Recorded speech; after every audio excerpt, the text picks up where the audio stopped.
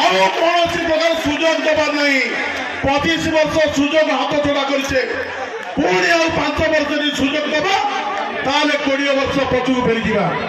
କହୁଥିଲେ ଆମର ସତ୍ୟନାରାୟଣ ସାମଲ ମୋଦିଜୀଙ୍କର ଲାଭାର୍ଥୀଙ୍କ କଥା, ମୋଦିଜୀଙ୍କ ଗ୍ୟାରେଣ୍ଟି କଥା, ପ୍ରଦୀପ ଭାଇ କହିଦେଲେ ମେଡିକାଲ କଥା, ଶିକ୍ଷା କଥା, ପିଇବା ପାଣି କଥା, ଆଉ କିଛି କହିବାର ନାହିଁ।